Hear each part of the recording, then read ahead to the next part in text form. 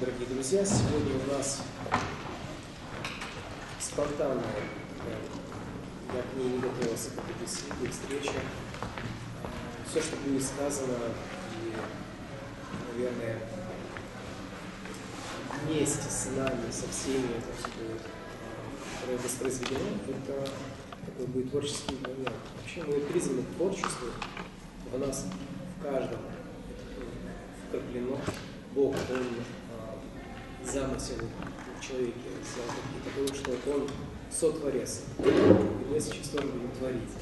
Мы тоже будем сейчас что-то делать очень важное, нужное.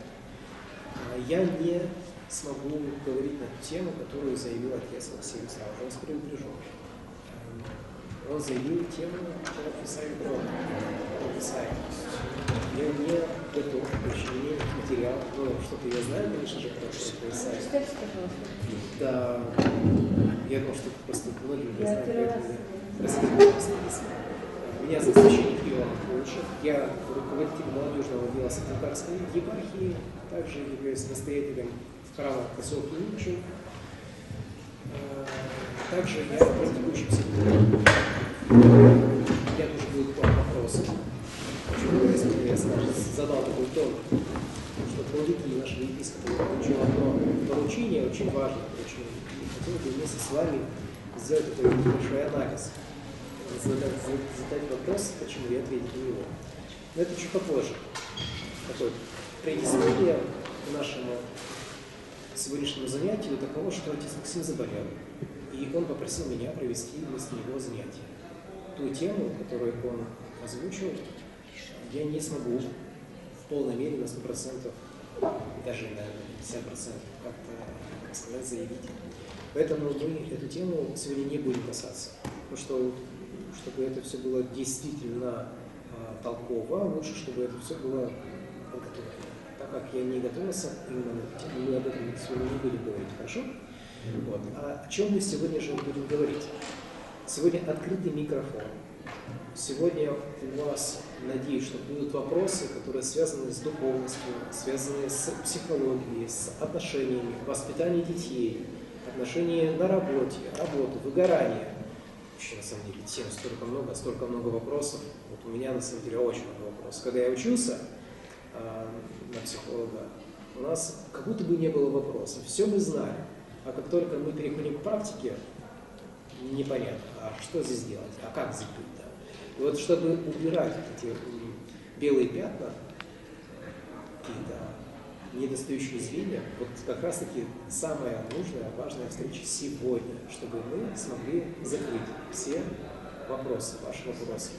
Еще раз повторю, с чем можно задавать, какие вопросы можно задавать из каких сегментов нашей жизни. Это межличностные отношения, отношения внутри семьи, воспитание детей, духовные вопросы, те же самые вопросы, как быть с молитвой, как причащаться. Я очень люблю вообще литургию, говорить про литургию. Очень люблю рассказывать, как, может быть, стоит нам пересмотреть наши взгляды на литургию, как, может быть, она к нам может повернуться совсем по-иному, нежели она сегодня заявляется внутри церкви. Ведь воспитание зависит от воспитателя, от нас, священников, как мы это передаем, этот опыт, и насколько мы, может быть, иногда перебарщиваем. Вот из этой области можно задать вопросы. Как поститься? Рождественский пост сейчас идет. Что нужно для этого делать? Что вы имеете в виду, когда вы говорите о посте? Ну что, тем очень много, на что я готов был бы поговорить, ответить вам. Микрофон, задавайте вопросы. А потом я буду задавать вопросы. Я еще раз скажу, поручение от владыки, чтобы можно было на это в дальнейшем опереться. Пожалуйста. Врасплох я вас застал. Такова моя задача. Вводить фрустрацию, фрустрировать вас, чтобы была работа. А то вы пришли, послушали и ушли. Нет, так не пойдет. Давайте вместе работать, созидать совместно. Что, все хорошо? Все хорошо.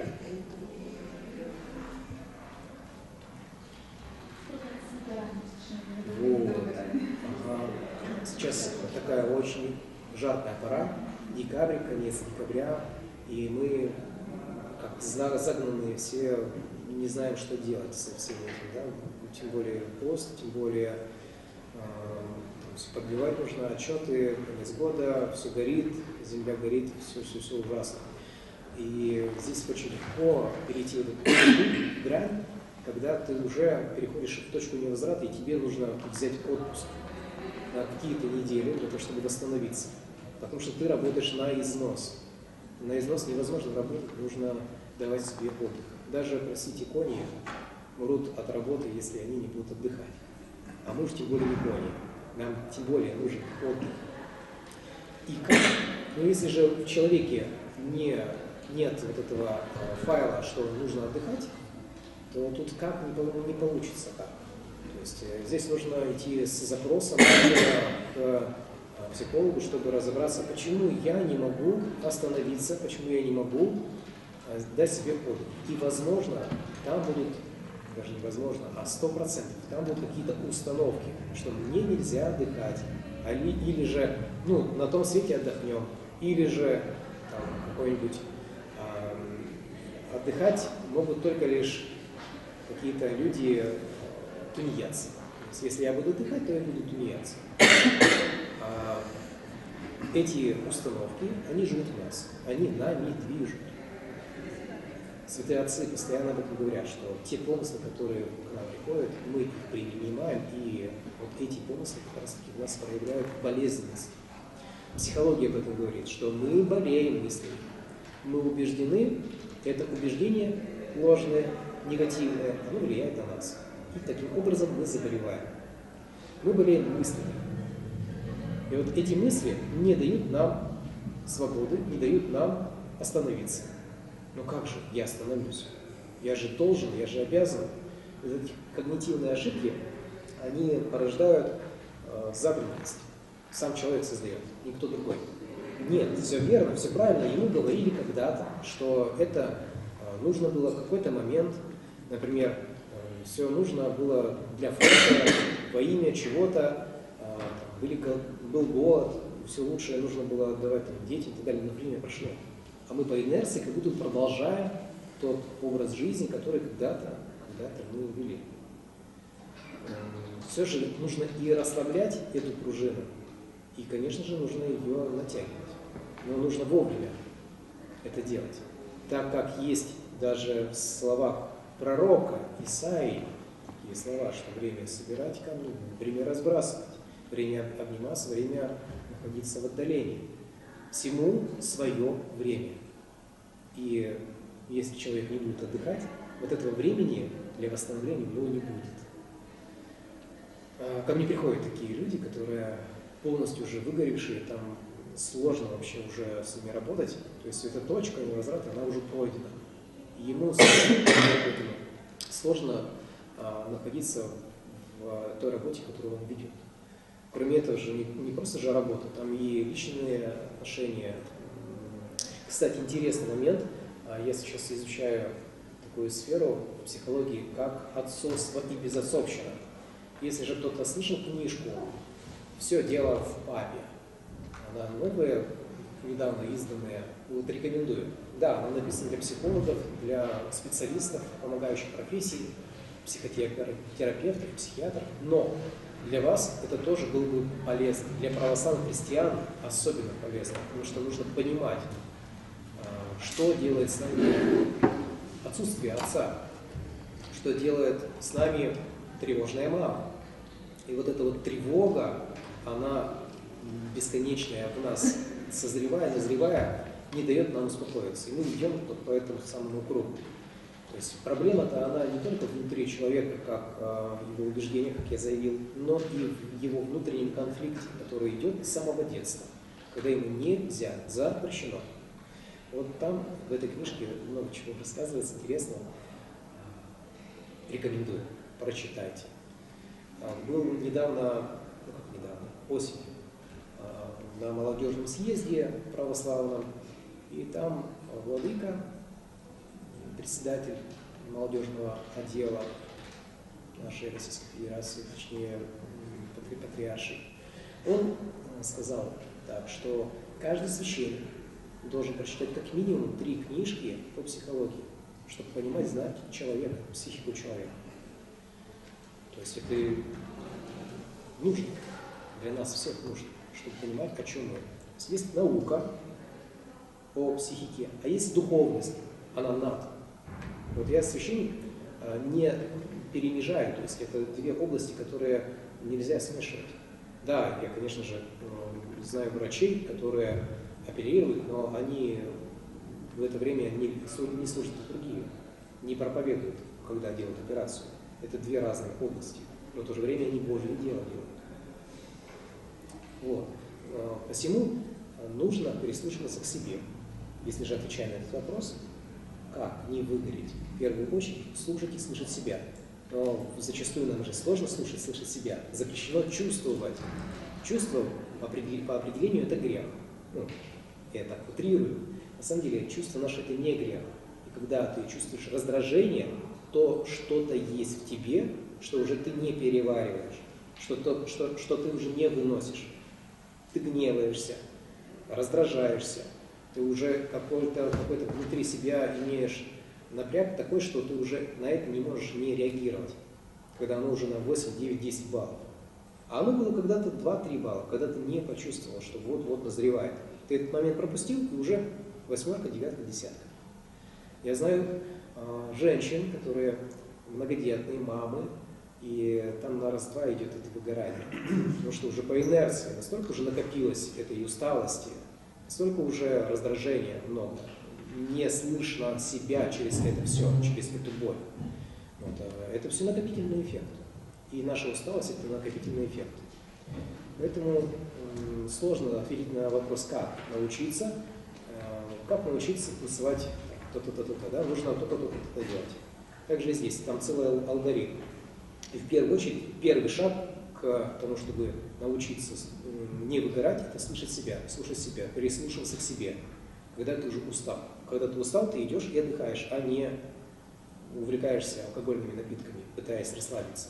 Алкоголь не помогает, наркотики не помогают здесь какие-то девиации разного рода, они не помогают.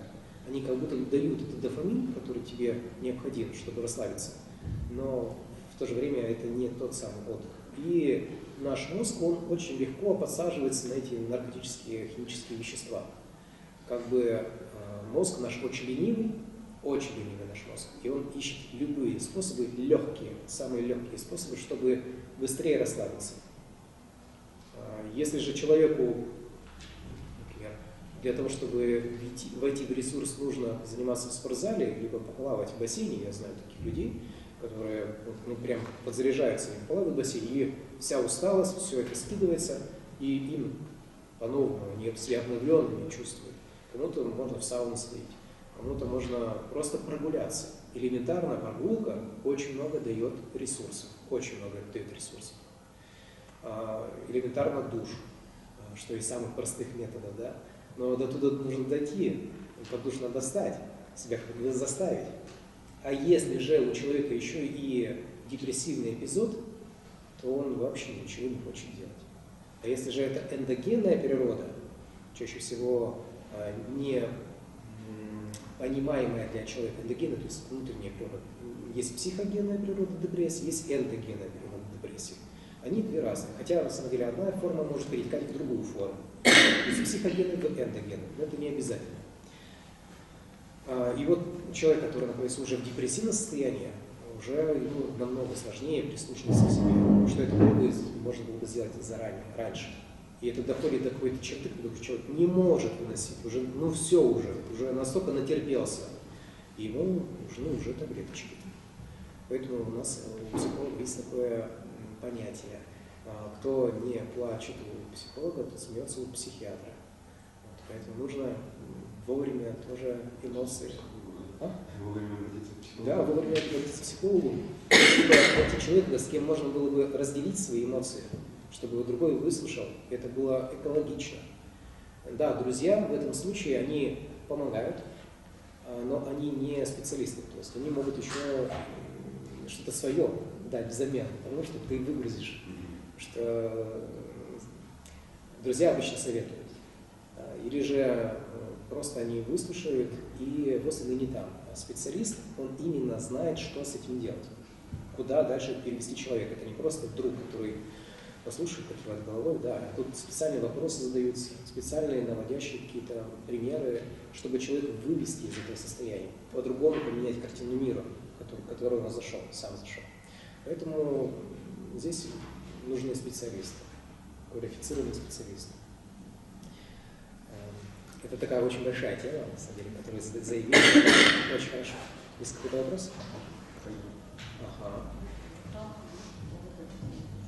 Какой? Ну, в рамках темы, потому что Давайте. вы говорили психология и духовность. Допустим, просто вы говорите, что психология Так, в чем вопрос? Вот, вопрос в чем? Ну, то есть, да, выделяют известно, секулярная психология, православная психология. Или это уже разные понятия? Я просто сейчас пытаюсь для себя вот как-то разделить. Состыковать. Или состыковать, или разделить, или вот так. Да. Вот. И здесь вот у меня просто всегда возникает вопрос, когда приходит, например, ну вот там, ревнует, насколько это тождественно тому, что является депрессией. Угу. Иногда тождественно, иногда нет. Иногда это просто чувство, которое пришло к тебе сейчас. Но опять-таки это просто чувство и не является грехом. То есть кто из нас не унывал когда-либо? Унывал. Мы всегда в отчаянии находимся, у нас что-то не получилось, и мы отчаиваемся.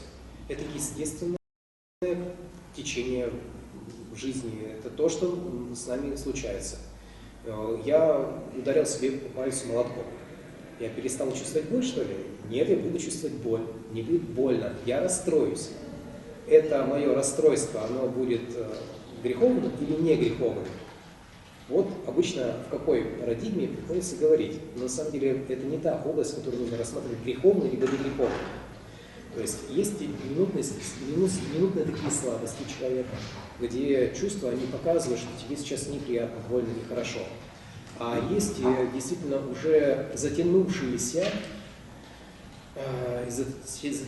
какие-то состояния, которые человек специально даже себе вызывает, им ничего не делает. Да, вот это вот, можно сказать, что это уныние, можно сказать, что это депрессия. Они могут быть смежными, вот эти вот понятия. То есть и то, и другое, оно может говорить о том, что человек себя плохо чувствует, что у него нет сил, упадок сил. Но здесь одними, если же мы говорим про эндогенную депрессию, одними молитвами, постами не справиться. Человеку нужна другая помощь. Да, если у тебя гастрит, я думаю, пост здесь неуместен. Если у тебя повышенное артериальное давление, я не думаю, что тебе нужно постоянно прибегать к молитве, чтобы... Нет, как раз таки молитва очень хорошо была бы за других людей, потому что человек разгружает свою тревожность. То есть он, когда молится, когда мы молимся за кого-то, мы разгружаем свою тревогу. Вот мы действительно такой терапевтический эффект получаем. Церковь наша, она такая могучая на терапию. Тут и пение, и молитва, когда ты можешь разгрузить свою боль, проблему, отдать Богу. Бедные люди, которые не веруют, вот бедные, потому что они не могут отдать Богу свою тревогу, вот передать. Мне недавно пришла женщина в созависимых отношениях с сыном. Сыну барабанная дробь. Как, ну, давайте вот так. Сколько лет сыну, как вы думаете? 36 лет.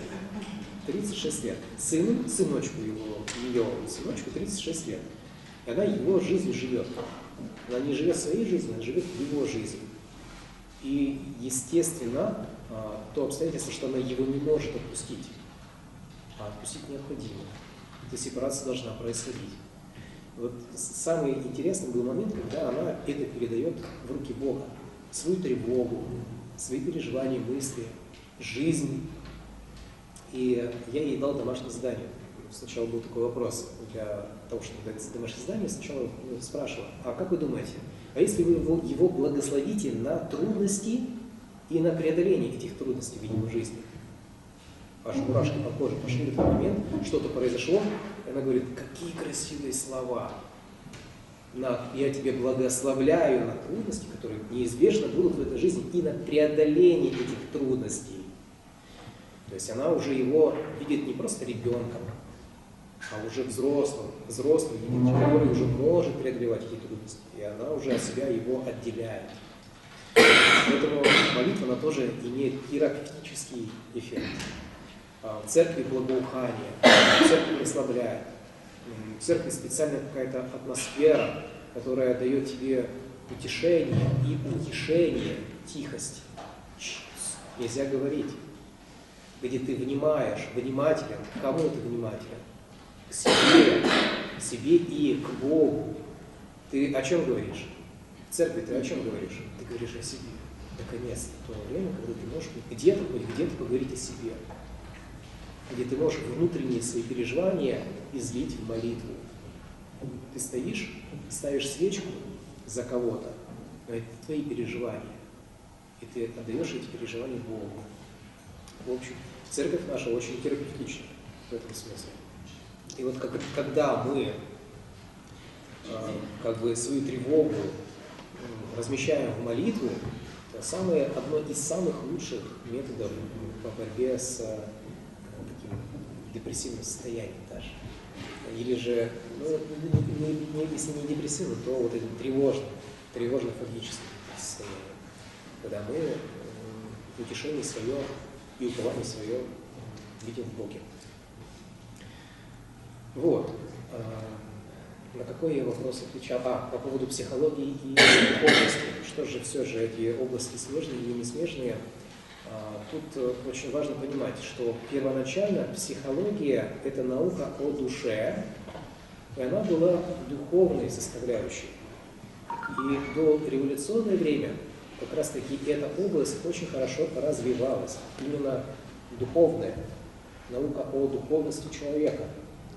И по сути своей священники как раз-таки они и есть те самые психологи. Дальше, после уже революции, в годы, когда происходят большие метаморфозы, разное вообще понимание о человеке, что это такое человек, да, эта область психики, психологии переходит уже в научность, в светскую науку. Да, я скажу, что Фрейда многие не любят, и даже церкви многие не любят. Но это тот человек, который дал старт пониманию о человеке по-другому, что есть какое-то бессознательное в человеке. Вот любого психолога спроси, ты используешь бессознательное, работаешь с бессознательным человеком, клиентом? Он скажет, да, это любой психолог работает с бессознательным. Духовность не работает с бессознательным. Вот в этом концептуальная разница.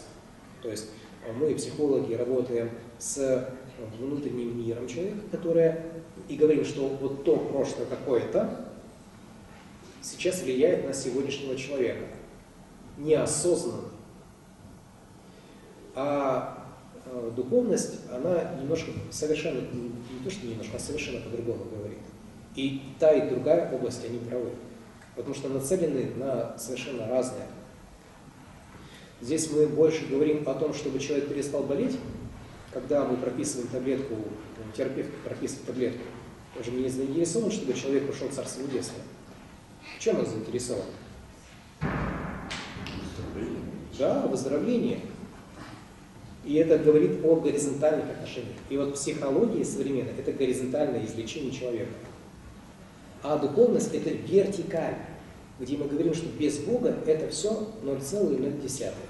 Что это все не настолько важно, сравнивая с тем, что это Царство Небесное, где это Бог, важность Бога, ценность Бога. Да? И мы живем ради и во имя Бога, духовной ценности. Да, это эти таблеточки, это здоровье нам помогает излечиться и служить. Кому служить? Богу служить.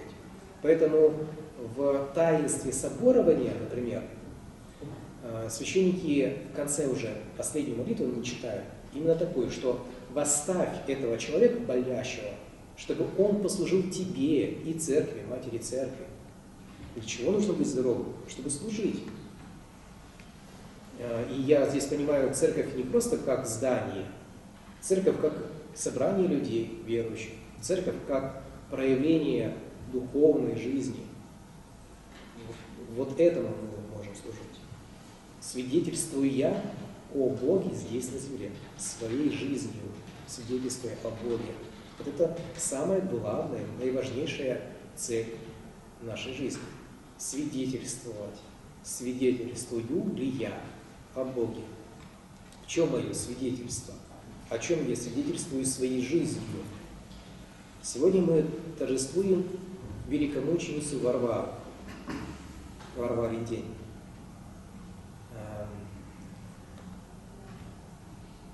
Как там Маша говорила про Барбару? Санта-Барбара. Санта-Барбара. Тот самый сериал «Санта-Барбара» моего детства, да, вот это «Святая Варвара». Да, «Святая Варвара», так называется этот фильм, сериал. Я не знаю, о чем он, потому что я маленький был, не понимал, что там. Но Санта-Барбара – это «Святая Варвара», по сути своей, если же мы идем в глубину. Вот. И поэтому психология никаким образом не мешает духовности. Духовность никаким образом не мешает психологии, потому что совершенно разные направления, векторы направления. Но мы для того идем к психологу, для того, чтобы, во-первых, разобраться в себе, в своих отношениях, чтобы облегчить свою вот эту вот ношу, которую мы несем, болезненную, больную свою часть жизни. И, естественно, здесь встречаются такие психологи, которые не совсем говорят полезное и нужное для человека. И оно может повредить духовности. Вот здесь вот я скажу «да». Но и в то же время есть в медицине много чего того, что мама не горюй, мы это не делаем. И лучше бы это запретить. Например, аборты. Понимаете, да? Но это есть. Это существует, к сожалению. Также есть врачи, которые специально направляют женщин на эти аборты. Есть врачи, которые специально склоняют мужей и жен к измене. Есть, есть такое, да? Есть психологи, которые не совсем, ведь все равно мы смотрим через призму своей души на эту психологию, на помощь человеку, через себя. И чем лучше будет пролечен психолог, тем лучше он может оказать помощь.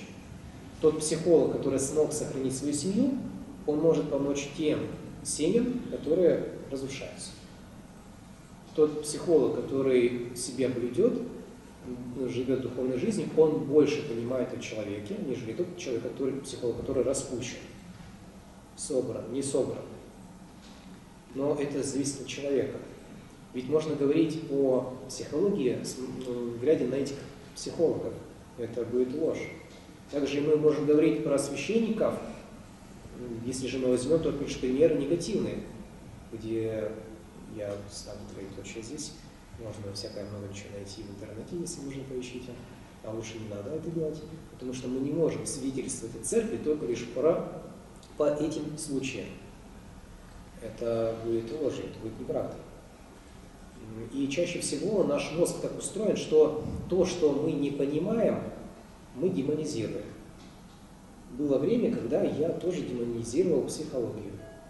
Я сейчас не хотел бы становиться проповедником психологии, но в то же время хотел бы заступиться за нормальную психологию, за научную, здоровую психологию, потому что она есть. И если же мы будем сторониться этой области помощи для человека, тем самым мы будем, наоборот, ухудшать свое состояние и состояние других людей. Перейдем в каменный век. Я тоже было время, когда демонизировал эту психологию. Говорил, что да, там они все шарлатаны, все они это такие плохие, они только лишь вредят человеку.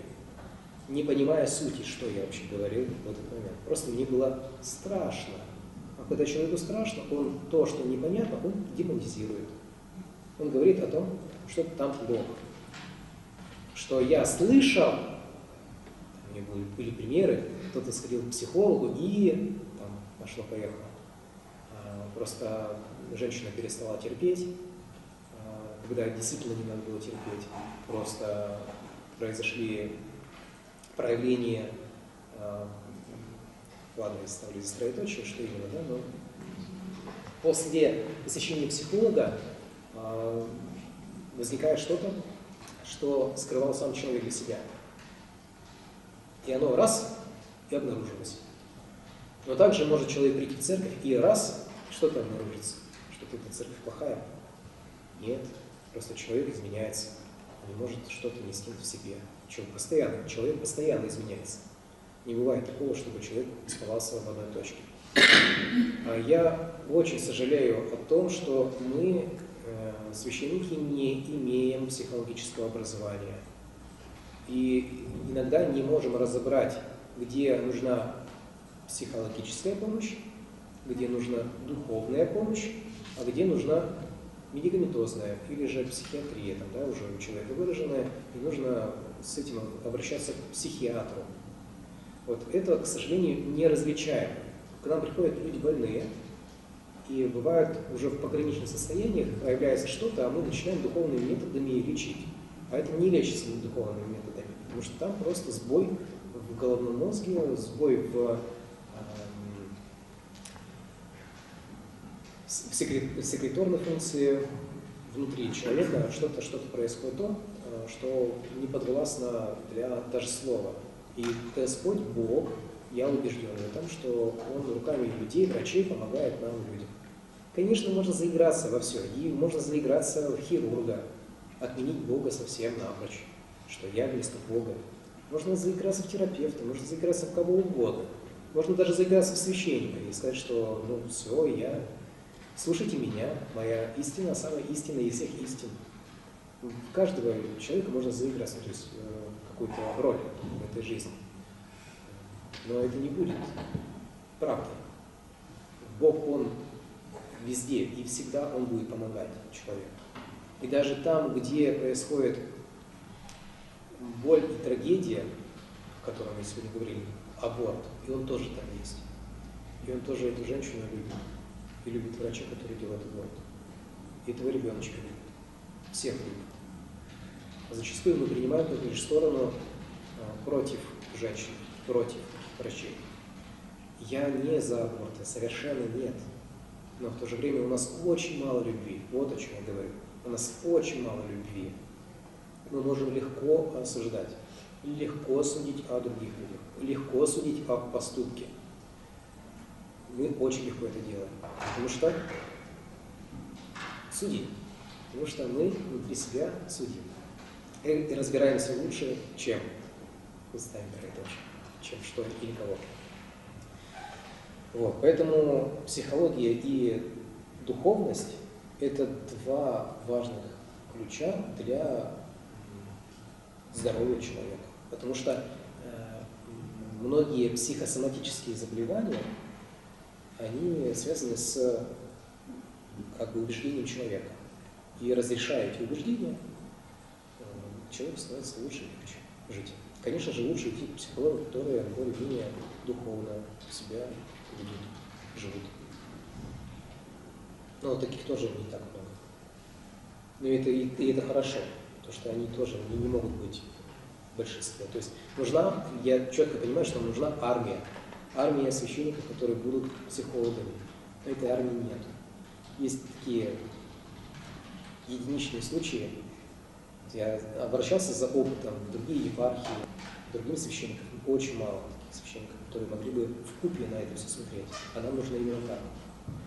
А еще также есть влияние внутрицерковное, что психология – это что-то такое плохое, демонизирует. И поэтому мы не приближаемся к этой области, а наоборот отдаляемся. А там очень хорошо работают с ПТСР, посттравматическими стрессовыми расстройствами. Потому что война сейчас, да, и там войны наши приходят именно с ПТСР. Или же не надо ехать куда-то на выгон. Здесь тоже можно ПТСР получить, прихватить. Если же есть какое-то насилие в семье. Если папа немножечко пьет, точнее не совсем немножко, а является тираном, да, то это будет влиять на детей, на супруга, на женщину. Очень хорошо работает с тревожными состояниями человека, страхами, психология. Я работаю в технике КПТ, когнитивно-поведенческой терапии. Это очень близко к патристике, к святым отцам. И легче всего разобраться с этим. Также очень хорошо работает с паническими атаками. Кто-то встречался с паническими атаками? Человек умирает. Он думает, что он умирает. Как ему помочь? Ну, я не представляю даже, ну, что может священник здесь сделать. Но человек умирает, он думает, что он умрет. Но у него нет знаний, чтобы ему помочь. А нужны знания здесь, понимание, что с ним происходит. Он не умрет. Он просто думает, что он умрет. У него такое состояние психосоматическое, что все, сейчас будет очень плохо. Но оно проходит. И он не умирает. Никто еще из людей не умирал от панических атак. А это проявление излечения. Его можно не только уменьшить, его можно убрать.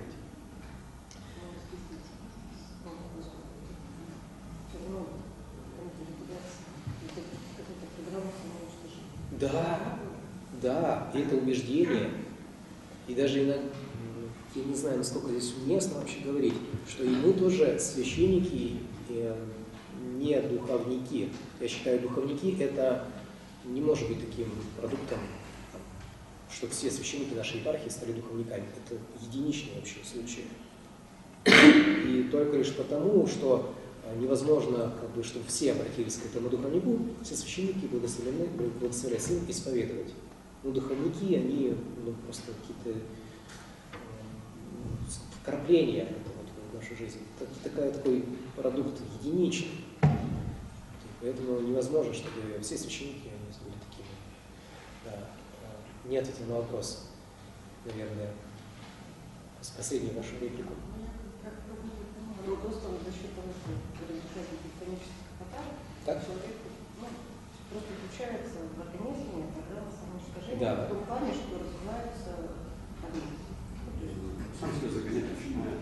Да, сам себя загонять начинает, да. Обязательно, и нужно. Но зачастую человек просто не понимает. И окружающие не понимают. Самому себе говорит, что все хорошо, Аффирмации не помогают. Потому что он обращается к врачам, врачи его отсылают к другим врачам. Еще попадают. Или глушат, надо искать причину. Да. Этим может заниматься психолог? А как хорошо, чтобы если священник, психолог говорю, этим может заниматься священник? Этим занимается психолог, психотерапевт. Священник этим не занимается. А как было бы здорово, если же человек, который пришел на исповедь и говорит, что вот у меня такие состояния, и они связаны с грехом, чтобы священник помог. Но опять, это не может быть в форме исповеди. Это может быть в форме духовной беседы. И мое мнение, это сейчас будет чисто только лишь мое мнение, что исповедь должна быть духовной беседой. Тет-а-тет. Когда священник слушает человека верующего, с чем он пришел, какие проблемы, какие боли, какие грехи, и они этот клубок распутывают. Уже очень долго, а исповедь 2-3 минуты. Вот, понимаете, это вот как раз таки, почему так у нас произошло? Потому что нужно же поисповедовать. Представьте, каждый вот так вот поисповедует. Это будет качество, а не количество. Да, а нам нужно, чтобы это перешло, как бы ты читался, не читался, но рассказал. Ты говоришь, это тоже хорошо, это тоже полезно.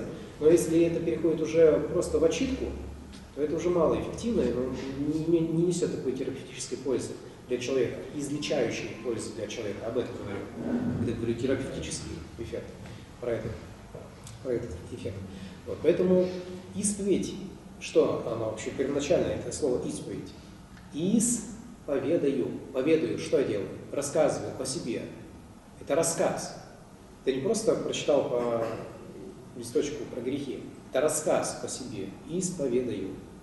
И это духовная беседа. И она не должна быть вот именно во время исповеди, которая сейчас формат такой имеет. Да? Как начнет батюшка слушать, начнет и так далее, толпа целая людей, до часу ночи, до 12, это тоже не так. Должно быть определенное время, люди должны приходить в течение дня к священнику, для того, чтобы он помогал, раскручивал эти клубки. Тогда будет помощь. А вот это психологом должен быть еще тогда. Ну да. Просто священник. Да. Их должно быть очень много. Потому что сейчас все больные практически люди. Да. Я имею в виду не физическое здоровье даже, а психологическое. Да. Священник должен чуть ли не указывать, как раньше были доктора семейные, так же сейчас должен быть. Какая вы молодец. Да, должен быть такой батюшка у каждой семьи. У каждой семьи должен быть свой священник, духовник. Правильно, это так. Но, к сожалению, у нас нет такого. Не потому что это мы плохие, священники плохие мы. Просто потому что слишком мало. Нас катастрофически мало. Да, и хоть как-то, чтобы закрыть эту потребность, мы хотя бы всех послушаем на исповеди. Хотя бы человек подготовится на исповеди, выпишет эти все грехи, и хотя бы это будет нести свой терапевтический какой-то эффект. И как бы прихожанин, который говорит, ну как же быть, грехи не уменьшаются, священник говорит, ну ты исповедуй грех, он когда-нибудь пройдет. И он действительно когда-нибудь проходит. Когда уже человек не хочет уже грешить, не потому что он действительно это не хочет уже делать, а потому что уже по возрасту это не может делать. Чисто возрастные какие-то характеристики. То, что были юности грехи, уже в зрелом старости, да, уже не хочешь это делать, натискать уже не можешь уже не можешь делать, да. То есть грех-то сам на самом деле-то не прошел, просто форма его поменялась. Человек он изменился, человек, но это не то самое покаяние, которое должно происходить в процессе, в моменте совершения греха. Но может так и быть, человек уже физически не может сохранить какой-то грех, а помыслы остаются, помыслы остаются, да. Человек уже не может, а помыслы остаются. Да. Как это сложится? Все равно придется идти исповедоваться. Вот когда вы говорите идти исповедоваться, я тоже киваю, да, но в то же время нужно разъяснить, что я имею в виду. Да, нужно исповедоваться, то есть работать терапевтически работать с человеком, выслушать его, давать ему не просто алгоритмы действий, дело раз, дело два, дело три. Когда человек приходит за советом, советы не работают, потому что человек себе снимает ответственность. Он услышал этот совет, пытается применить, он не работает. Что делает дальше человек? Обесценивает этот опыт, этот совет, потому что он не рабочий для него. Не помог? Не помог. А тут вот как раз таки инфантильная позиция. Советы не работают, потому что они снимают ответственность самого человека, который спрашивает этот совет. Нужно работать по-другому. И здесь не могу сейчас говорить, как это по-другому, потому что нужно говорить со священниками. И нужно работать со священниками здесь. Я сейчас не на том уровне, чтобы в этом продолжать разговор. Но я как бы заявил эту боль, она есть. Священники могут и, я думаю, должны быть психологами с этими знаниями психологическими, что имеют сегодня светские психологи. Тогда будет проще и легче нам жить. Очень много ли у нас, даже пускай верим в нашем городе, да, вот есть много ли желающих стать священниками? Я не знаю. Честно говоря, не знаю. Везде, что хотят как-то. Я не знаю. И знаете, так я скажу, что многие ли хотят ходить в храм? Многие крещеные, из этих многих крещеных, многие ли хотят ходить в храм? А из этих, кто ходит в храм, многие ли хотят каждое воскресенье причащаться? А из этих, кто многие причащаются каждое воскресенье, многие ли, мы можем продолжать бесконечно, да, это совершенствование человека, оно бесконечно. Но в то же время из этих многих-многих-многих единиц, по сути, своей.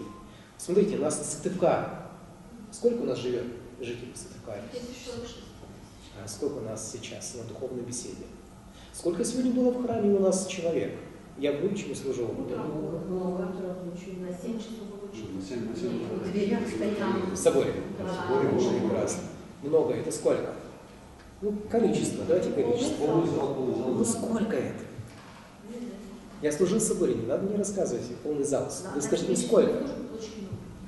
Сколько? Ну, 200 невозможно. Сколько? Хорошо.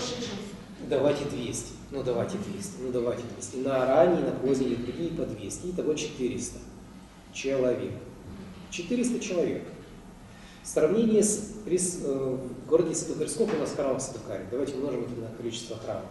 Допустим, что у нас только на службах было людей в каждом храме, в каждом. Сколько у нас? Ну, будет 10 храмов. Больших 10 храмов, да? Умножаем на 400, 4000. 4000 человек. Было сегодня, это на самом деле не так, это ложь, мы заведомо знаем, понимаем, что эта цифра намного меньше. Но 4000 человек сегодня утром были на литургии, воскресной литургии. По сравнению с какими? 246 тысяч, 4000, 2%. Это много? Это катастрофически мало. Да, это по стране так же, но это катастрофически мало. Вы просто сегодня были в храме, и было очень много людей. Но по сравнению с городом, это какие-то крупицы. У нас на самом деле вот, хромота. И здесь спрашивается, а откуда священники? Они как раз таки и от количества... Я ведь не в упор, а наоборот. Не жалко наших Конечно. Потому что они не бедные, они же их выматывают. Конечно, я с вами наоборот за. И вот эту нужно тему поднимать. Но а кто воспитает этих священников? Если же не мы. Мы рождаем, мы воспитываем. Они не спускаются с неба. Они такие же люди, как и мы. Но по какой-то боли приходят священники именно по боли. Или же психологи приходят тоже по боли. Знаете такую закономерность? Идут психологи, чтобы разобраться с собой. И чтобы помочь, чтобы разобраться с собой. Это не разбираются, потом помогают. Да, так и есть. Сначала, чтобы помочь другим, надо сначала разобраться в себе. Да, верно, все очень правильно. И также священник приходит в церковь из-за боли, из-за того, что у него очень много эмпатии. Ему некуда эту эмпатию деть. Эмпатия, то есть это сострадание, желание помочь другим. Вот без этой эмпатии невозможно быть психологом, священником, невозможно быть врачом, учителем. Если у человека нет этих вот качеств, он не может занимать эти должности, потому что это служение. А служение, оно именно имеет свой фундамент именно в помощи другим людям. Вот так. Поэтому в действительности, почему нет священников у нас в большом количестве? Потому что мы живем бездуховно. Наш город Сыктывкар живет, и любые другие города, они живут не совсем духовно. Хотя мы принимаем большую сторону, стараемся быть православными. Я более чем убежден. Если наша Российская Федерация была бы не православной, а, допустим, католической, то подавляющее большинство здесь было бы католиков. Потому что мы люди стадные и любим присоединяться к сильным, более сильным. Также посмотрите те страны, где главенствующая роль там занимает католицизм. Тоже такая же картина. Где, наоборот, ислам. Тоже такая же картина. Все, ничем мы не отличаемся, наша психика ничем не отличается от других людей. И мы все хотим примкнуть к более сильному. Поэтому без даже веры мы, чтобы выжить, примыкаем к более сильным, чтобы усилить и себя. Тем самым как бы договориться даже с Богом, чтобы у нас все было ок и хорошо. Но это совершенно другая история. Поэтому у нас не будет священников, так как мы живем не совсем духовно. Это нормально. Это нормально. Но это не нормально. Как бы мы это ни говорили. Но сейчас же говорят,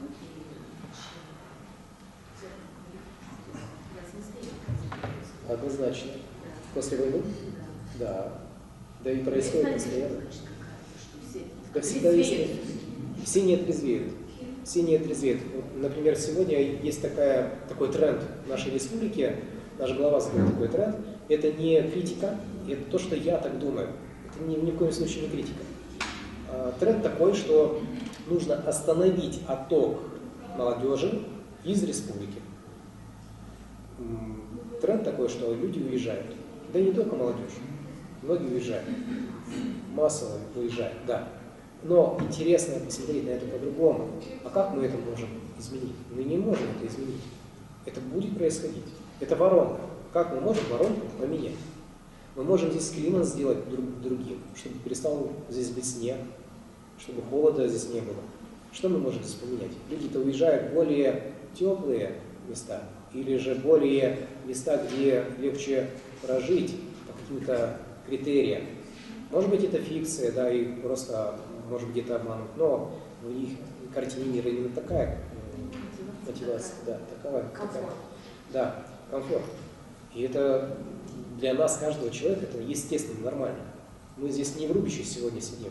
Мы все равно в той одежде, которая для нас комфортна. И говорить, что эти люди, такие негодяи, они уезжают, это говорить про себя, что мы такие негодяи, что живем комфортно.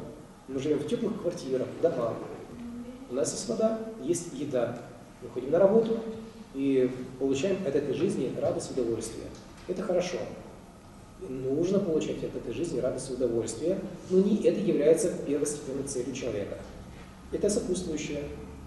Это как бы должно быть в жизни. Но это не является целью.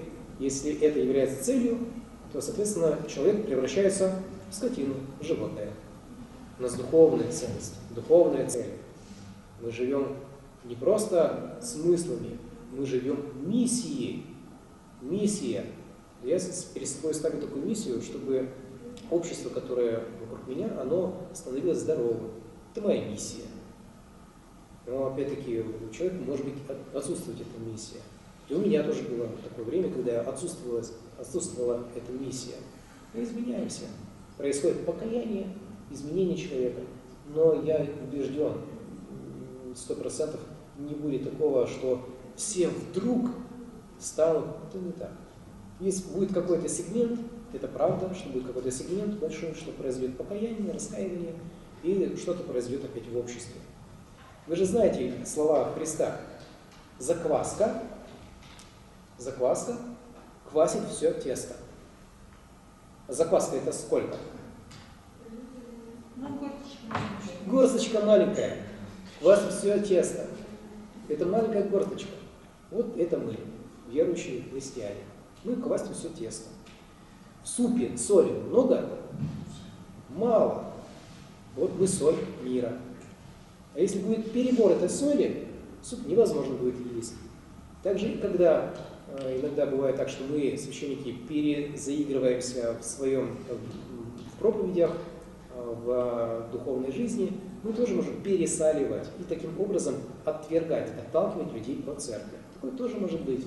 Недосол тоже чувствуется, когда пища недосоленная, тоже чувствуется. Поэтому здесь очень важен баланс.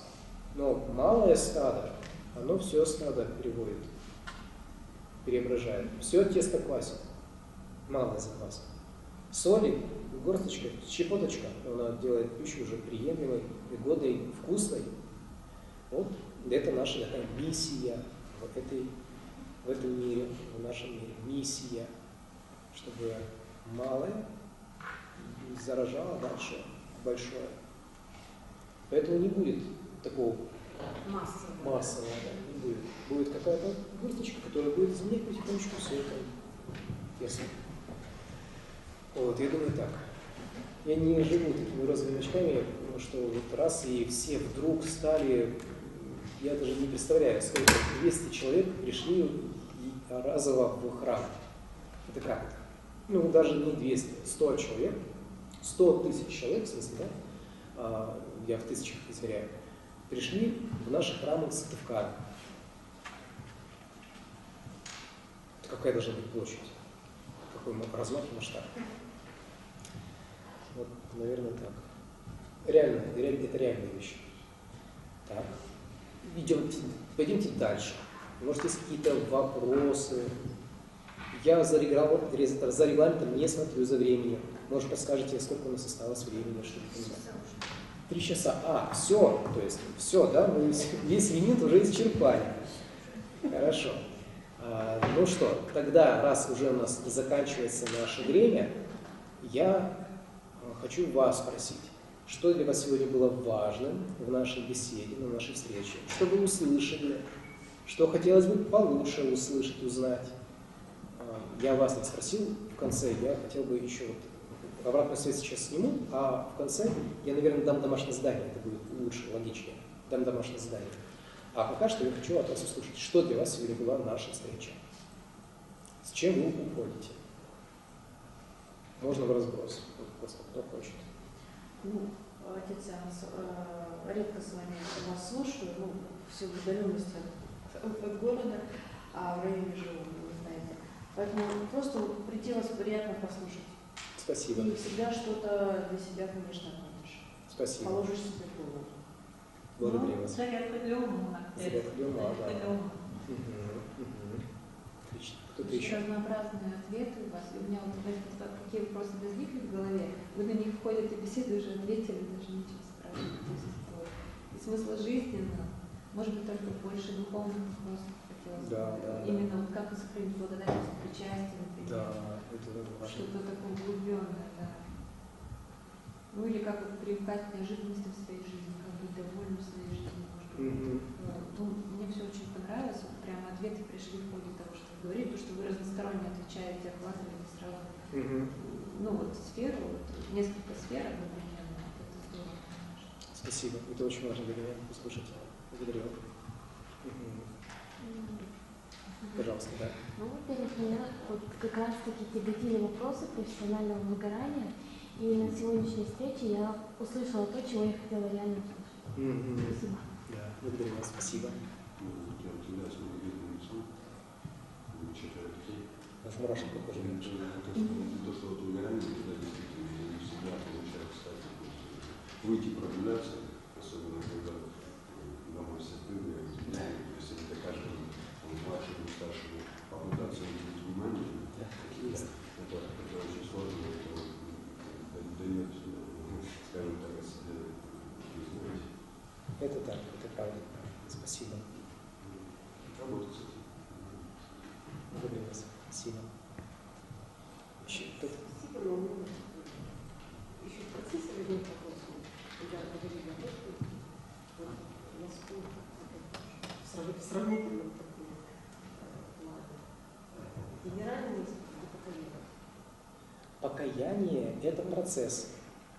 Исповедь – это покаяние, это процесс. Это не может быть, ты пришел на исповедь, и вдруг у тебя покаяние. Это грех, если ты из себя выдавливаешь покаянные слезы, а у тебя нет покаянного настроения. Да, с тобой есть грехи, да. Но в то же время, чем больше ты себя вымучиваешь, тем хуже себе ты делаешь. И грешишь против своей природы. У тебя совершенно другое настроение. У тебя, например, радость на душе от того, что ты пришел в храм. А ты стоишь на исповеди, потому что тебе нужно причаститься. И ты сейчас должен выжать из себя слезы. Лукавство. Называется лукавство. А в книжках написано, если ты не имеешь покаянные слезы, то это не принимается. Это ложь. Это ложь. Потому что мы не программа. На раз-два мы не можем изменяться внутри себя. Мы люди. И возможно, что лучше было бы отложить исповедь и причаститься на праздник. Потому что ты и так... Можно без исповеди причащаться? В моем храме, где я служу, да. И священник сейчас именно есть такие документы, на которые мы опираемся, где говорится, что верные христиане могут по благословению духовника, ну, священника, которого исповедуется человек или же ведет, да, священника этого человека, отменять исповедь до какого-то момента. Не то, что отменять, она не совсем отменяется. Это просто переносится, да. И человек также причащается без исповеди. В храме, где я служу, именно так и построено. Я передаю это тем людям, которые часто, ну, то есть в нашем храме единственный человек за, наверное, 3 месяца, который пришел совершенно незнакомый. Все остальные люди, все ходят, те, которых я знаю. И они причащаются. Кто-то причащается без исповеди, но на следующий раз подойдут, поисповедуются и причащаются. По внутреннему какому-то состоянию, по необходимости люди приходят на исповедь. И так должно быть. Почему исповедь стала такой, что ты должен подойти сначала к исповеди, а потом к причастию? Потому что это русская традиция. Я могу рассказать почему, но это очень большой объем, но это так случилось. Это только лишь нашей русской православной церкви. Нет, болгарская церковь есть, и украинская церковь есть. Но в греческой, откуда мы взяли это наше, да, содержание нашей веры, там нет такого. Там по необходимости. Там другая крайность. Люди совершенно оставляют исповедь. Вот где эта середина? Вот нам нужна эта середина, чтобы не забросить исповедь. И в то же время нам нужно приходить на исповедь. Но тогда, когда действительно у тебя душа болит, как говорят. Когда тебе действительно это нужно. А не потому, что нужно причаститься. Потому что нужно выполнить ряд правил, чтобы тебе дали причастие. Соединиться с Христом. Простите, вот это такой... Священники требуют, чтобы ежегодно раз в месяц. Разные бывают священники. Конечно. По-разному. Я не могу здесь говорить за всех священников. Разные бывают священники, разные бывают случаи, разные. У меня тоже подход к каждому свой. В нашем соборе тоже говорят, когда последний раз была. Когда надо завершать. Видите, у нас все никак не можем завершить. Давайте к последней уже реплике. Что для вас сегодня была наша встреча, с чем вы уходите, и будем уже завершать.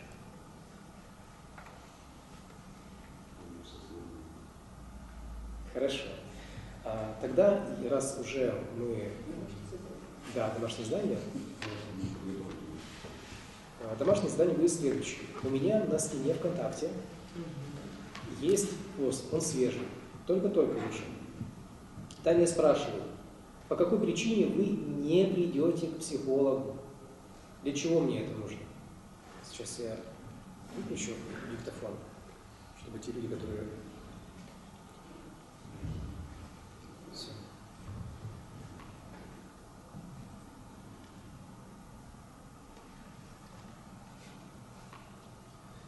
В общем, у нас был разговор с владыкой. Он хочет против психологии, вот этой оккультной, которая не является психологией, а чем-то таким непонятным. Вот, как бы против нее что-то там рассказать. Он ко мне обратился, чтобы я написал такую статью. И потом он поставит свой гриф, что благословляю и так далее. Вот, мне нужно, чтобы вы там написали, почему вы не придете к психологу. Не придете. По какой причине вот вы, именно вы, не придете к психологу? По какой причине? Это мне даст понимание, что вас лично отодвигает от прихода к психологу. А дальше я сделаю другой пост через некоторое время, где я напишу, какие бы вы хотели предъявить требования, что бы вы хотели от психолога.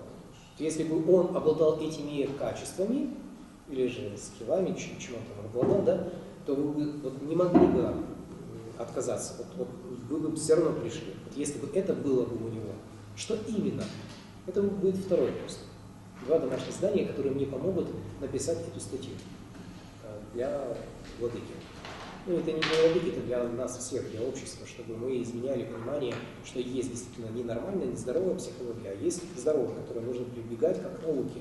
Есть медицина, которая идет во вред человека, аборт, например, а есть медицина, которая идет во здравие, и нужно ее использовать. Поэтому будем к здоровому этому приходить, понимаете? Да. Я не знаю. Я не знаю, и это ваш ответ. Как вы видите, как вы слышали, как вы видите, как вы слышали. Может быть, это священник психолог, а может быть, это будет священник. Неважно, что вот вы хотели бы, да. Почему вы не придете, первый вопрос, а через некоторое время сделаю пост, где будет, что вы было у психолога, чтобы вы не могли отказаться. Вот именно это у него есть. И вы просто не можете не прийти. Хорошо. Ну что, на этом мы сегодняшнюю встречу завершим. Я вас приглашаю к себе на страничку за дополнительными вопросами. Если же нужно, обращайтесь ко мне в личные сообщения. Насколько я буду компетентен, я отвечу. Если же это будет вопрос широкий, глубокий, я, соответственно, направлю вас, если это будет касаться уже терапевтического какого-то момента. На этом мы завершим. Благодарю вас. Мы вот вначале не помолились, наш день начался с молитвы. И он постоянно в молитве. Поэтому помолимся сейчас.